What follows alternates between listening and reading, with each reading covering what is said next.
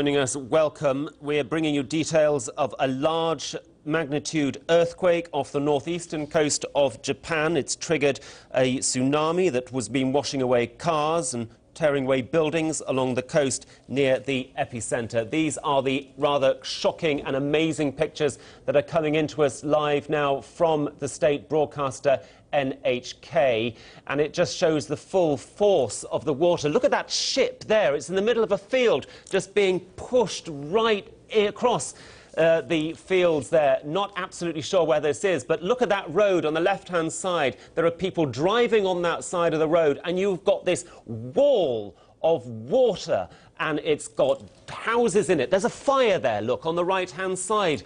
They're in the middle of the water. It is quite astonishing pictures as that wall of mud, of debris, makes its way over to the road, swallowing up everything in its path. And you can see the power. That looks to be quite a big ship. There's a lorry, and we wonder whether that is going to be caving away. And you'll just see the power of this and why these tsunamis are just so dangerous. There it goes. An articulated lorry, a big truck, just engulfed by the sheer wall of water. And you have to worry about those people in those houses and on those roads, because nothing can stop that. And it is quite astonishing. Right in the middle of that water, there's that fire burning. And let's return to Mark Britton, who's in Tokyo. Mark, have you been instructed as to how long it might take for what we're seeing, this huge tsunami in the north of the country, how long it will take for it to work its way down to Tokyo? No, I haven't. Actually, sorry, guys, I have to go. There's just there's an announcement here for an evacuation stuff, so sorry. I'll, OK, stay safe. Thank Mark Britton, thank you. Stay safe.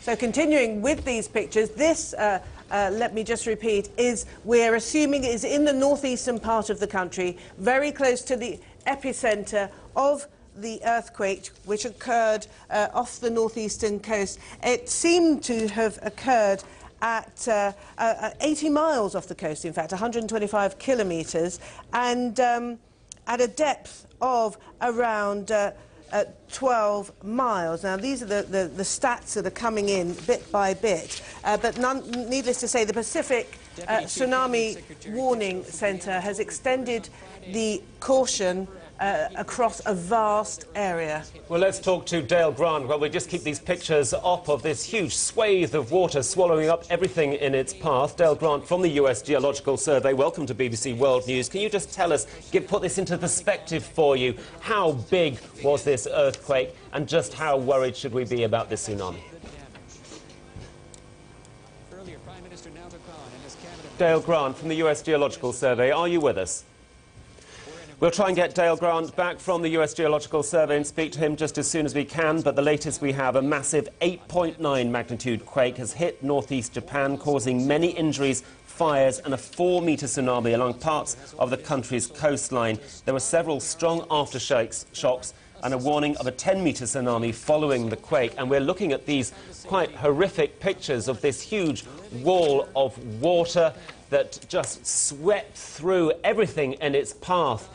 And the latest that we have is that Taiwan's Central Weather Bureau is warning people living on its east and northwest coast to be on guard for tsunamis. Japan's defense ministry has deployed 8 military planes to check damage following the earthquake.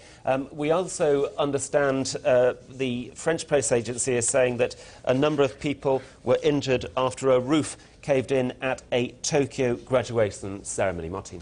And just to expand on the Pacific Tsunami Warning Centre, which has now put on alert a vast swathe of the Pacific region. It obviously includes Japan, Russia, Marcus Island and the Northern Marianas. A tsunami watch, which is distinct from a warning, has been issued for Guam, Taiwan, the Philippines, Indonesia and the US state of Hawaii. That's where the Pacific Tsunami Warning Centre is based. And we were talking to an officer from the Pacific Warning Centre earlier who suggested who suggested that actually this region is in far better shape now to deal with what we're looking at now, a fairly substantial tsunami underway, that they're in a better position